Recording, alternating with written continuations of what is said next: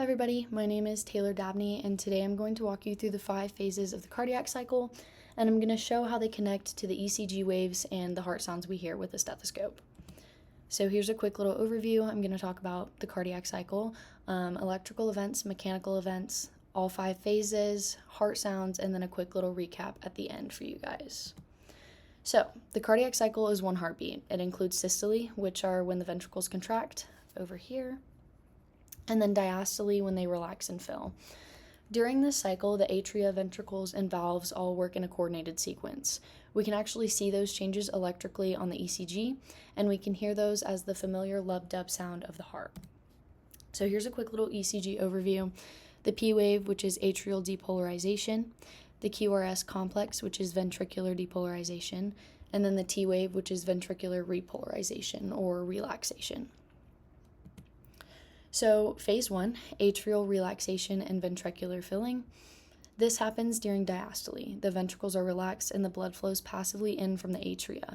The AV valves, or the tricuspid and mitral valves, are open, while the semilunar valves are closed. On the ECG, this is around the beginning of the P wave, so right here, representing atrial depolarization. There's no heart sound here because valves are just open and blood is moving in quietly. You can think of this phase kind of like filling a balloon. The ventricles are a balloon, and they're just gradually filling up, which you can see here. So blood's moving into the ventricles from the atria.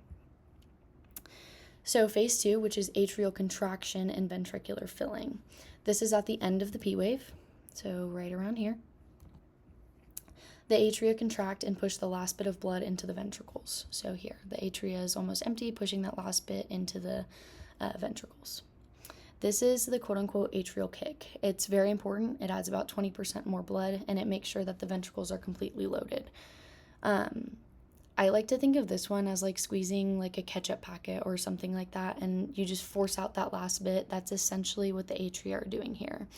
The AV valves are still open, and the semilunar valves are closed, and again, there's still no sound here. So moving to phase 3, isovolumetric contraction. This is when systole begins. The ventricles depolarize, which is shown on the ECG by the QRS complex, this whole thing right here. The ventricles start to contract and pressure rises very quickly. This rising pressure snaps the AV valve shut, and that creates the first heart sound, S1, which is the lub of the lub-dub. During this brief moment, both sets of valves are closed, so no blood is entering or leaving.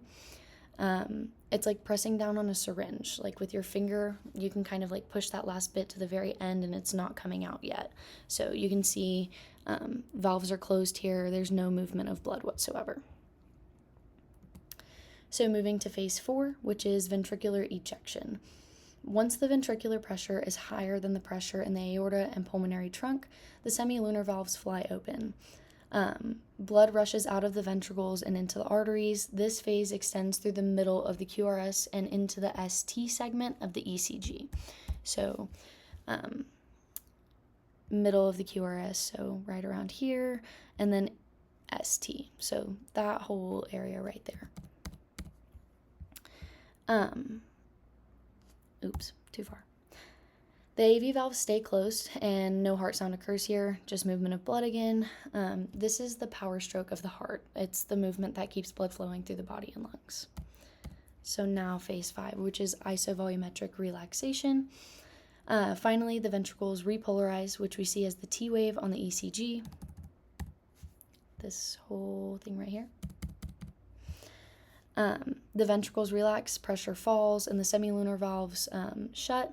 That closure creates the second heart sound, the S2, which is the dub of the lub-dub.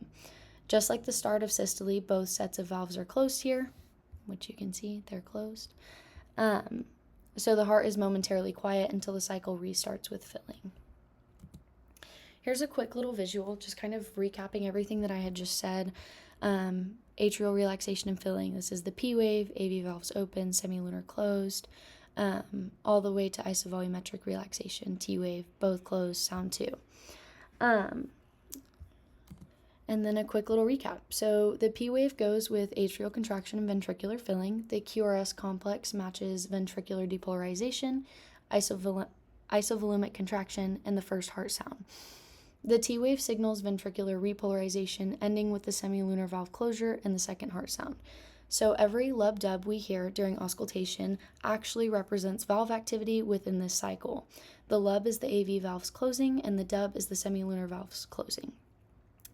That connection between the electrical activity and mechanical pumping and the sounds we hear is what makes the cardiac cycle so fascinating. Thank you guys for listening.